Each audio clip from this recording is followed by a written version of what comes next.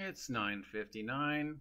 It's the 8th day of September, in the year of our Lord Hello Kitty, patron saint of merchandising, 2023. It is me, the OGGM, broadcasting live from Site B here on a 74-degree, lovely fall morning. And we're doing more of the Lost Dungeon of TONISBORG. But I'm just going to do ASMR. I'm just going to read it. No pictures, no goofiness. Nothing for you to look at. You can be doing other stuff. I'm just going to read through this page.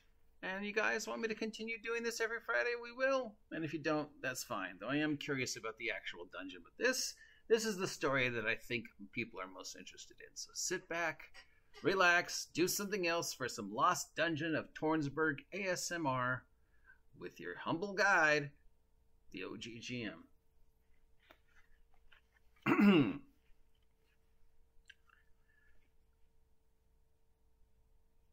As far as Greg had been aware, his dungeon had been accidentally lost in 1980. And in fact it was. Yes, Marjorie is responsible for losing the second dungeon made in Minnesota. Greg moved to Boston while I was living there. In fact, we drove his moving truck from Minnesota to Massachusetts together. I was working at a copy center at Harvard Law School in Cambridge, MA. Oh, the dream job of every gamer in high school and college. To work at a copy center so you could copy your stuff for free. I knew people in college who went out of their way to get jobs at the copy center just so they could make copies of gaming stuff. Excuse me. I took Greg's original drawings with me to make a copy and put them into a magazine at the house I was staying in to make sure I did bend or fold the pages. I worked third shift, so I went to bed. When I got up and went to get the magazine, I found that the cleaning lady of the house had thrown out the magazine. As it just so happened, it was garbage pickup day, gone, with no chance of redemption. It was painful to tell Greg that his creation was lost to eternity. Oh man, that sucks. Lost and gone forever? Not right. David had forgotten about a set of earlier photocopies Greg had given him in 1974, still in his parents' basement, safely packed in a banker's box.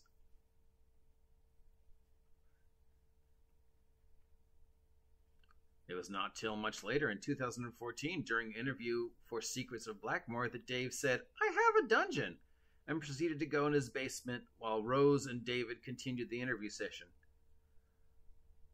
When he returned from the basement, he had a set of dungeon maps in his hand that everyone began to examine.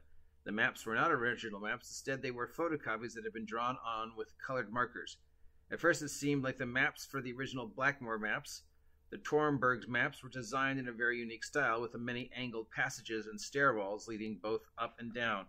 Yeah, I'm noticing there's a lot of weird right angles on the map, and I'm like, you know what? Nobody would ever actually build that. Have you ever seen a real building map? There's not a lot of sharp right angles.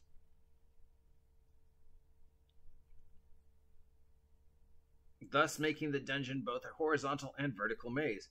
There is a lot of empty space between the rooms and the tunnels. Both of these traits can be seen in the Blackmore dungeon maps published by Judges Guild in 1977. Wesley and Maker noted the passages of hobgoblins on the list of monsters, which are unique to Dungeons and Dragons. And then Dave posed the possibility that these maps could be copies of Greg's dungeon. During an interview with Greg at his home the next year, we suggested that it was possible we had unearthed old maps that could be his TONISBORG dungeon. It was Daniel, who was very keen to know where these maps came from, took up the trial at once and contacted Greg. He sent scans of the dungeon to Greg, who of course knew what they were right away. "That's my handwriting. Those are my long-lost maps. I created dungeons in the city of TONISBORG." So after having been replaced for roughly 35 years, TONISBORG dungeon lives again. There you go. That was a cool story. For nearly a year, we worked steadily on TONISBORG, posting much of our findings along the way. Yet we didn't realize one very specific feature of the dungeon until Dave was able to locate the key to the 10th level map, which we had thought was either never completed or lost long ago. Once he sent us the scans, there was a lot of frenzy emailing back and forth. The last double-sided piece of paper wasn't just the key to the dungeon. It was the key to a lot of answers and the beginning of new questions.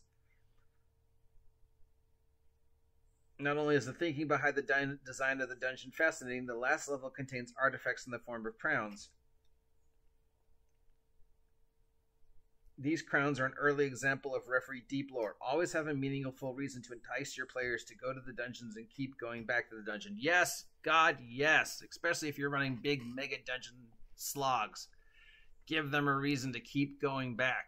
Other than, hey, do you guys want to go through the dungeon again? It was one of the many problems I found with Borrow Maze. Video games are replicate with boss monsters and special treasures rewarded at different levels.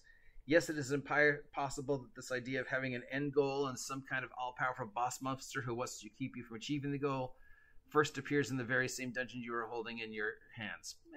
Maybe. Here are the emails comments from when it was discovered. Griff. Another interesting thing is where the crowns are placed on the map. Like most maps, the number seems to go through the area adjacent to rooms, but rooms 1 and 2 nearby have been erased, and if you look at the map, the other 2 are located on the other side of the map. 3 is near room 39, and 2 is near room 31. Thus, it seems like Greg had created a theme for all these old crypts, and also these shrines that contain crowns on pedestals in the various areas of the dungeon. What I see from you, Greg, is that you established a theme here with this very cool concept can be presented early on. It isn't just a random dungeon. The main story element has been intentionally placed here. And then Dad said one of his usual, "Oh yeah, I know what that is," responses. Dan, crowns. I actually know what those are, but what I'm wondering is what they are. They do. The rulebook only mentions them without specifying powers or anything. On page 39 of Monsters and Treasures, under Artifacts, it states, examples of artifacts. Teleportation machines, fighter's crown, orb and scepter, magic user's crown, orb and scepter, cleric's crown, orb and scepter, stone crystallization project, etc. No depiction of any of the powers of the artifacts is given until the Supplement 3 in 1979. Knowing that major story elements were being introduced into a dungeon designed as early as 1973 is very significant. Greg and the Blackmore bunch aren't stocking simple monster zoos, even if this is earliest of moments in the game debuted dungeons with the purpose of being created with story at the heart. Now the word is out and the brave and helpless will be designed to descend into Tornsburg Dungeon in the hopes of coming away with one of these ancient treasures. Tornsburg is deadly, and our game session has 10 to 20 set kill rate on every mission. Good luck, kids. So he's saying here that quite possibly with this theme of the crowns, Greg might be the very first creator to come up with that idea for a dungeon. You know, where there is a linear story, where there is a big boss, where there are important story artifacts that you get that you need to defeat the big boss. Is that true? Storytelling in D&D? But don't we always get told we didn't tell stories in D&D? Well, seems like we were telling stories even all the way back in 1974, so, yeah. And then we move on to an example of interactive storytelling. And then we move on to the many pages of DM tools. Playing in Tornsburg, exploring traditional game method, maps as treasure, room diagrams, the dungeon adventurer as a practice in military strategy, retreat, just how big a party should be, your characters create themselves, introduce the world, not the character sheet, rules versus billing, the reset, A Quiet Game of Psychology and Fear by Rob Kuntz, fake dice rolls, treasure, focused events, just tons and tons of DM information.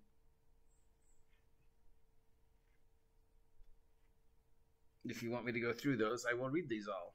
I don't know if that interests anybody to hear me read these. Some of these are common sense. Some of these are things we've already heard. Some of these are brand new ideas, or actually very, very old ideas. And then we get to the actual dungeon, which starts on page 52. And room 1 of the actual dungeon, location 1, is Den of the Theurgus and Henchmen.